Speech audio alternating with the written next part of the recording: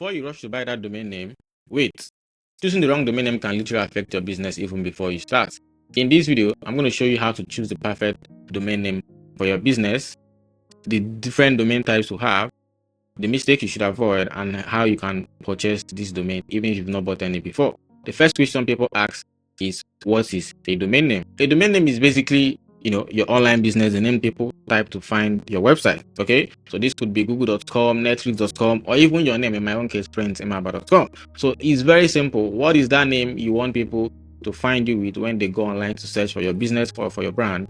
That is the easiest way to figure out what your domain name is. All right, so we have different domain types. Okay, so we have top level domains. This is the .com, the .org, the .net, .ai, and .co. These are domains that are very common these days. Okay, now my advice when people want to buy a domain name is, if you want to buy a domain, before you check for other domain extensions like the .org, .ai, .co, and all of that, you want to make sure that you check .com first. And if .com is available for your business, go ahead to purchase it. The next one is the country code top level domains. So we have .ng, .uk, .ca, any country, depends on your country and where you're looking to target. So if it's a local business, I usually recommend going for your local or the country that you're looking to target. So for Nigeria, it could be .com, .ng, or it could be .ng. For the US, it could be .us, or it could be .co.us, stuff like that. All right, so before you go ahead to buy a domain name, you want to decide what are you looking to target. If it's a local business, you can still run a local business with .com, but the thing is,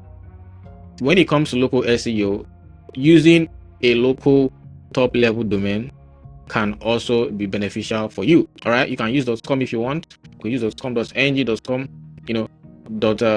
.us. It depends on how you want to do it. It depends on the country you are trying to target. It will still work. All right, now the last one is we have the niche top level domain name. This one has been trending. So we have .shop, .tech, .store, .design, and all of that. So these ones are specific for like niche brands. So like I said earlier, you can still use a .com to run your niche brand, but then if you want to go stylish, or maybe the .com for your business or for the brand you want to build is not available, you can also work with .shop and .tech. They would all work in hand. What type of domain should you buy? Okay, so it depends. Right, if you're looking to build a personal brand, you can you can even use your name. For my case, it's princeemeaba.com. If your name is let's say Kelechi Sandra, it could be KelechiSandra.com. If your name is Charles Apoki, it could be CharlesApoki.com. It depends on what you want to use. Okay, if it's a business, so let's say you're selling flowers, it could be everydayflower.com. all right, it could be something really memorable, something that people can easily remember. So how long should your domain be? I prefer short domains. Okay, at least maybe 2 to 3 words. It's fine. You don't have to make a sentence because you're trying to be unique and you're looking for something that will stand out. But a domain is too long, people can easily forget it. So 2 words, it's fine. 3 words if you must, but I usually prefer 1 word or 2 words. That works for me. All right, now should you use your personal name or your brand name? It depends on what you're trying to build. If what you're building is a personal brand, you might as well use your name. It could be your first name and your last name, or it could be your name with maybe you can attach it to what you do. If you do design, it could be princedesign.com. okay, it could be prince.design. It really depends on how you want to structure it. If it's a business, you want to choose a name that's related to the business. So when people hear that name, they can easily tell, okay, this is what these people do. All right, like I said earlier, if you sell chocolates, it could be mysweetchocolates.com, or it could be morningchocolate.com. Something that when people hear it, they can easily understand what the business is about without you having to preach what you do. Okay, so do keywords matter in a domain name? Keywords used to matter. I mean, it still does, but not to a large extent, because if you optimize your website, it can literally rank for any keyword you want. Okay, instead of having to stuff keywords on your domain because you're trying to look for something that would help you rank better in search engine results pages, you want to make sure that you are choosing something that's short and memorable. Just optimize your website and you'll be good to go.